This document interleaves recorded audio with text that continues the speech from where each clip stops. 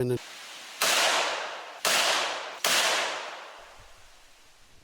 last words, you dumb son of a bitch? What the hell are you doing? I need you to get out of here right now. Go.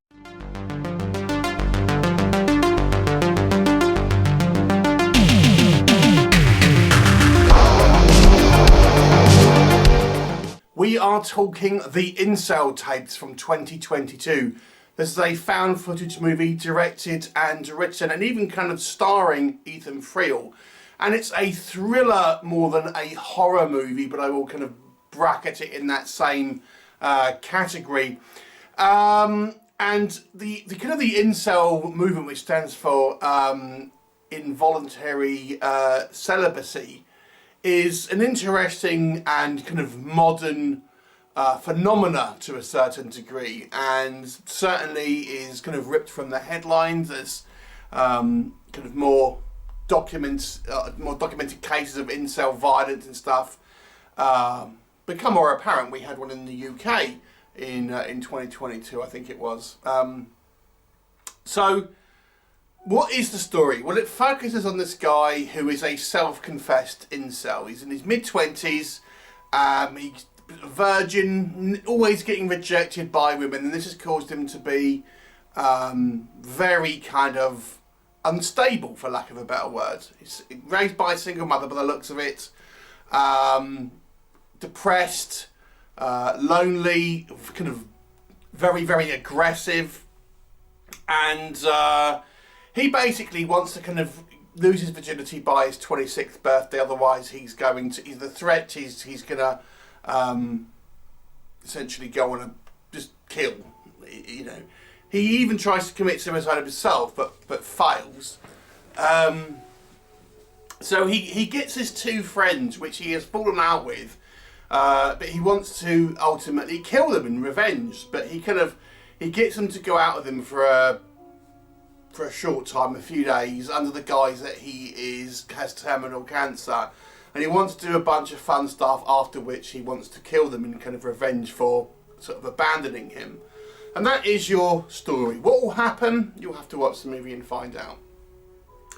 So certainly not a cheery movie, this one. What can we say that works in this film? I think the idea here of having our central character being this kind of self-confessed incel is an extremely interesting one, because he's not sympathetic in many ways, but there are elements here that I feel you can kind of empathise with him. Certainly, you know, he feels, you can see the kind of the mental anguish that he's kind of going through. And, you know, there are ways for him to overcome that, but he's not getting those ways. You can also get an idea of how you've got to that point, you know, lack of a father figure, things like this. So you can kind of see the psychology of someone like that. And I think that's very, very interesting, having a very kind of layered and complex kind of lead character who is, you know, you want to root for. You want him to kind of like, you know, turn over a new leaf ultimately, but will he? Or is he kind of too far down that kind of path? I thought that was interesting. And you know, his friends, one of which is the director, who is the one you see the least. He's generally the one that's holding the camera. You know, again, are interesting kind of characters. And coupled with this, I've got to say, I think the performances are strong. I think, you know, certainly the two characters that we've seen the majority of.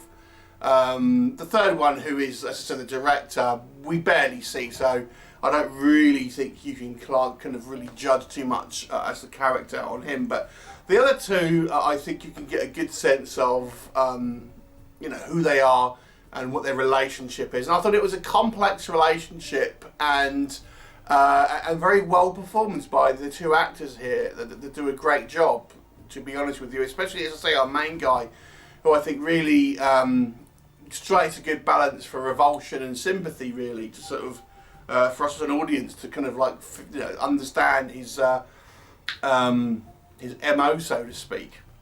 Now, the movie has a turn, shall we call it, towards the kind of the beginning of the third act, which was quite unexpected and kind of takes the story in a different direction. Certainly the most kind of horror element in the film, shall we say, and I won't obviously tell you what that is, but it takes the story in a different direction, and I thought that was quite interesting, although it's not really signposted, I have to say. I think it was a little bit of a cheat, because it kind of comes out of nowhere, but that was kind of interesting.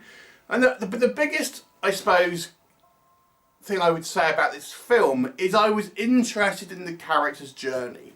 This is very much a character-driven movie, and I was interested to see where these characters were going to end up. This is not a particularly kind of action-packed, it's not a particularly scary film in any way. It's not even a particularly violent film. There are some, you know, say a couple of sequences of violence, but generally speaking, it is a character-based movie. But I got to say, I think the characters are well done.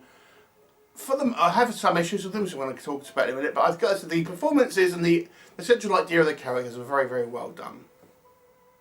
Okay, so what doesn't work? Okay, so this movie, I think, struggles to find its feet just a little bit. There's a lot of kind of spinning of the wheels in the first two acts. I mean, I still think the character stuff is very interesting, but I can understand why people will feel like you're just watching someone else's random kind of videotape ramblings, if that makes sense. Certainly the second act, where they start going on this kind of road trip, I just don't know if it really had a lot of forward progression and seems to be kind of like meandering at times. Now, one of the things I found interesting with this movie, with a film called the Incel Tapes, you would have thought the primary motivation here would be this guy's frustration with women and kind of like his kind of aggressiveness turns towards women, and you know, that it being like the kind of a female in peril movie where this guy is frustrated that he can't get a date and wants to kind of take it out on women, which generally speaking is the kind of like the frustration that is shared by a lot of these kind of incel kind of guys. And it never really transpires like that. So it almost seems like that having him being an incel really didn't have a lot of actual impact on the movie. It was more about him being pissed off with his two friends, which is really nothing to do with him being an incel necessarily. It's just that he has these sort of violent outbursts and things, and very kind of short-tempered, easily angered, which has ultimately led to him falling out of these two friends, and then him lying about him having cancer to try and kind of get them to go with him.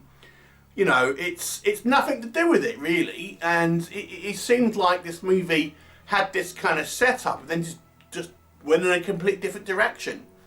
Now, I think partly of this, the reason for this, is because it wants to have this kind of left turn in the third act. But I personally felt that it kind of missed the point a little bit with him being this kind of angry incel, if that makes sense. It seemed to just be like a revenge story on his two friends, which could have been caused by any reasons, to be brutally honest. So there was that. So without spoiling anything, let's talk about that sort of twist. Certainly the kind of the most